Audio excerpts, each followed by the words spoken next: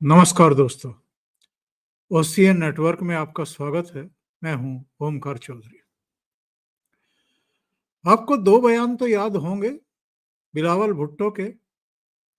एक तो पहलगाम के जेनोसाइड के बाद जब प्रधानमंत्री नरेंद्र मोदी सऊदी अरब से अपनी यात्रा बीच में छोड़कर नई दिल्ली लौटे और पहली कैबिनेट की बैठक हुई 23 अप्रैल को, तो ये फैसला किया गया कि 1960 का जो सिंधु जल समझौता है उसको भारत स्थगित कर रहा है। कुछ और फैसले भी हुए थे, लेकिन अभी मैं इस चर्चा को सिंधु जल समझौते को स्थगित करने के फैसले तक सीमित कर रहा हूं, क्योंकि इसके बाद बिलावल भुट्टो ने वो उकसाने वाला, भड़काने वाला और नासमझी पूर्ण बयान दिया था, जिसमें उन्होंने कहा था एक जनसभा को संबोधित करते हुए कि या तो सिंधु में पानी बहेगा या फिर दुश्मन का खून बहेगा। और इस तरह की भड़काने वाली, उकसाने वाली और गैर जिम्मेदाराना भाषा कोई अगर किसी देश का मंत्री करे तो आप समझ सकते हैं कि इनकी मनःस्थिति क्या है और ये कितने अपरिपक्व हैं। इसका भी अंदाजा आप सहज तरीके से लगा सकते हैं। जब भी कोई इस तरह के अंतर्राष्ट्रीय स्तर पर या दो देशों के बीच में हुई संधि को कोई स्थगित करता है, कोई ऐसी परिस्थिति बनने पर, तो उसमें कितनी समझदारी दिखाई जानी चाहिए, ये शायद इन लोगों को पता नहीं है, बल्कि ये उल्टे भड़काने वाली हरकत कर रहे थे। उस पर बाद में इन्हीं को या तो सद्बुद्धि आई या कहीं से इनको ज्ञान दिया गया, और इनको ज्ञान देने वाला कोई और नहीं है सेना के अलावा। थोड़ा माइल्ड करके फिर इन्होंने इस बयान को दूसरे तरीके से कहना शुरू किया, और इनके कुछ दूसरे मंत्रियों ने भी, यहाँ तक कि इनके प्रधानमंत्री, वो चाहे नाम के ही प्रधानमंत्री हैं, शहबाज शरीफ का भी बयान आया कि हम इन इन इन मुद्दों पर भारत से बातचीत को तैयार हैं। और ये बार बार अनुरोध किया गया कि भारत सिंधु जल समझौते को जो उन्होंने स्थगित किया है उसको बहाल कर दे।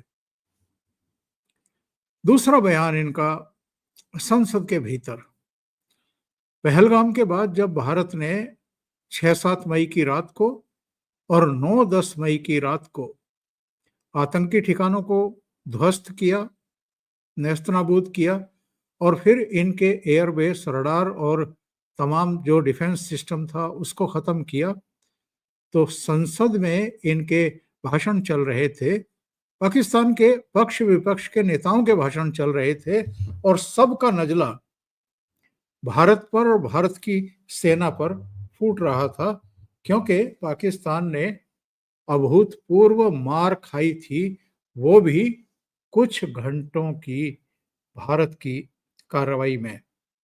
और उसकी चर्चा तो खैर अब दुनिया में है, जिस तरह का सबक सिखाया था। तो बिलावल भुट्टो ने क्या कहा था पाकिस्तानी संसद में खड़े होकर के, सुन लेते हैं। अंधेरे में हमले करते हैं, चोर रात के अंधेरे में हमले करते हैं, बुज़दिल रात के हमले करते हैं। अगर उनमें हिम्मत होता तो वो दिन में आके ऐलाने जंग करते हैं। कौन रात के अंधेरे में हमले करते हैं? बड़ी मजाक उड़ी इसकी, भारत में भी विदेशों में भी, कि किस तरह की बयानबाजी हो रही है। आजकल कौन देश है जो केवल दिन में ही हमले करता है? या तो ये सोते रहते हैं या इनको पता नहीं है।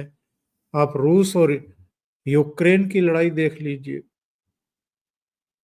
इजराइल और हमास के बीच में जो कार्रवाइयां होती हैं, या अभी हाल में ईरान और इजराइल के बीच में जो कुछ हुआ, जो करीब 12 दिन चला, तो मोस्टली रात को ही मिसाइलों से और जो जंगी जहाज हैं उनके जरिए, ड्रोन के जरिए ये सब कार्रवाइयां की गई हैं।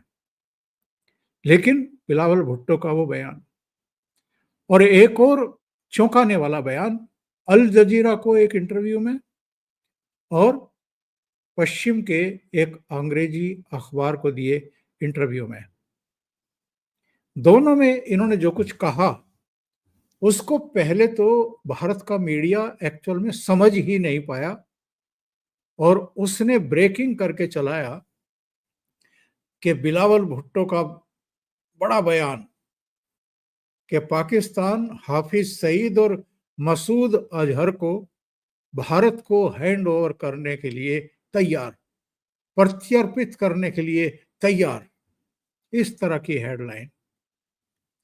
लेकिन जब डिटेल खबर आई और उसके बाद इन्होंने जो जो कहा वो सामने आया, तो शायद हेडलाइन बनाने वालों को शर्मिंदगी थोड़ी बहुत तो आई होगी।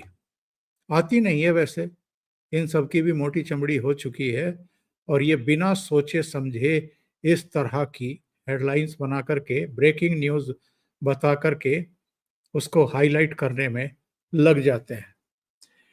इन्होंने कहा क्या है अल जजीरा को दिए इंटरव्यू में?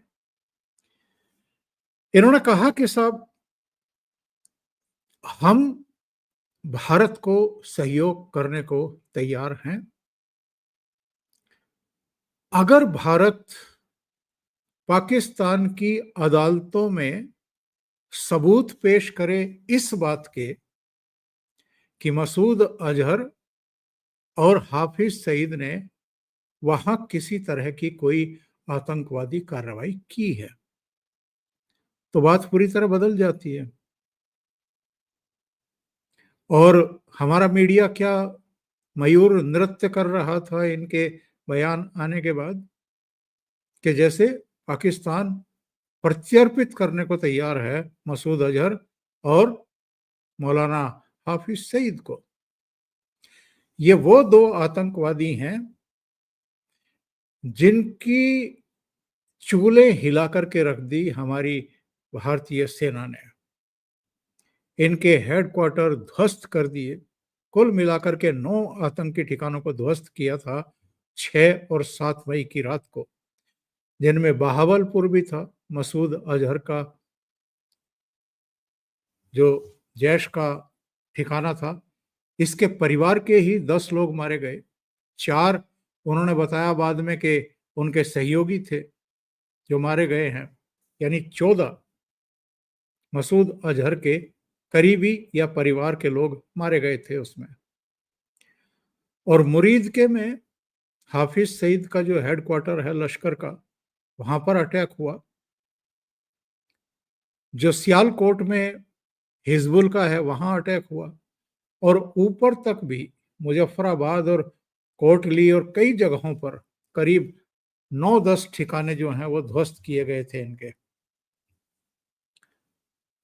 कहने का मतलब ये है कि ये जो बयान दिया बिलावल भुट्टो ने पश्चिम के मीडिया और अल जजीरा को इंटरव्यू में, ये क्यों दिया? और इन्होंने इनका पूरा बयान हमारे भारतीय मीडिया ने पढ़ा क्यों नहीं और उसके बाद ब्रेकिंग क्यों नहीं बनाई? इनका सीधा सीधा कहना यह है कि हाफिज सईद तो इस समय जेल में है, यानी राज्य की हिरासत में है, न्यायिक हिरासत में है, तो वो हमला कैसे करा सकता है भारत में या पहलगाम में? फिर ये कहता है कि मसूद अजहर तो पाकिस्तान में ही नहीं है, और जो अफगान जिहाद चल रहा है वो तो उसमें शामिल रहा है, और जो नेटो की सेनाएं हैं, दूसरे देशों की सेनाएं हैं, जब वही अफगानिस्तान में उसको नहीं पकड़ पाई तो हम कहां से पकड़ करके लाएं?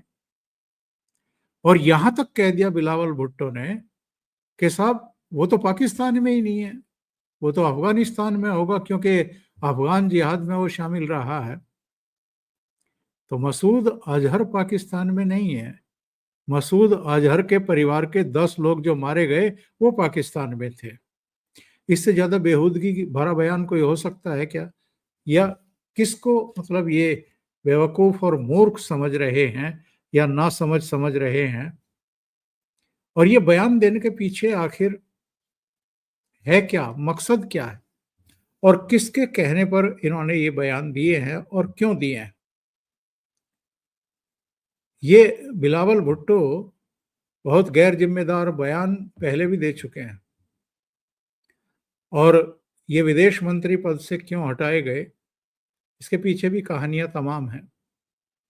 लेकिन सेना क्या इस तरह के बयान पसंद करेगी, जिस तरह के बयान इन्होंने दिए हैं कि हम मसूद अजहर और हाफिज सईद को भारत को सौंपने को तैयार हैं?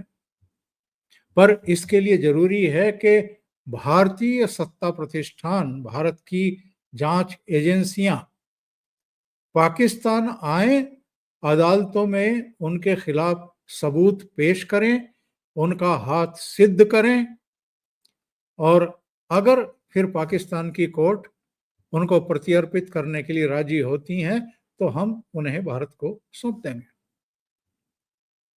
ना नोमन तेल होगा, ना राधा नाचेगी। वही हाल है इनका। ये कितने डोजियर अलग अलग घटनाओं को लेकर के भारत इनको देता रहा, इन्होंने कभी उन पर छू तक नहीं की। और जिस मसूद अजहर की हम बात कर रहे हैं, ये मसूद अजहर भारत में जो आतंकी हमले हुए हैं, वो चाहे संसद पर अटैक हुआ हो 2001 में, मुंबई पर हमला हुआ हो 2008 में, पठानकोट एयरबेस पर अटैक हुआ हो 2016 में, या 2019 का जो पुलवामा अटैक था, और या अब जो पहलगाम में ये घटना हुई है, जिसके बारे में सूचना आ रही है कि जैश का भी हो सकता है, लश्कर का भी हो सकता है, लश्कर की भी सूचना है। तो इतने अटैक, और ये भारत की जेल में बंद था। इसको रिहा कराने के लिए 1999 में IC 814 फ्लाइट जो काठमांडू से दिल्ली आ रही थी, उसको अपहृत किया गया था, और उसको अमृतसर पहले लैंड किया गया, उसके बाद उसको वहां से भी टेक ऑफ करा करके पाकिस्तान ले जाया गया। पाकिस्तान ने इसको लेने से मना किया, तो फिर कंधार चला गया ये अफगानिस्तान। और उसके बदले में तब की अटल बिहारी वाजपेयी सरकार को 3 आतंकवादियों को छोड़ना पड़ा था भारतीय यात्रियों की जिंदगी बचाने के लिए। उन 3 आतंकवादियों में मसूद अजहर भी एक है। तो क्या बिलावल भुट्टो को ये जानकारी नहीं है कि जो मसूद अजहर 1999 तक भारत की जेल में बंद था, वो क्यों बंद था, या मजाक मजाक में उठा करके बंद कर दिया था? जाहिर है भारत में हुई आतंकवादी वारदातों में, आतंकवादी गतिविधियों में उसका हाथ था, तब वो गिरफ्तार करके जेल में अंदर डाला गया था, और उसके दूसरे साथी भी डाले गए थे। तो ये मजाक जो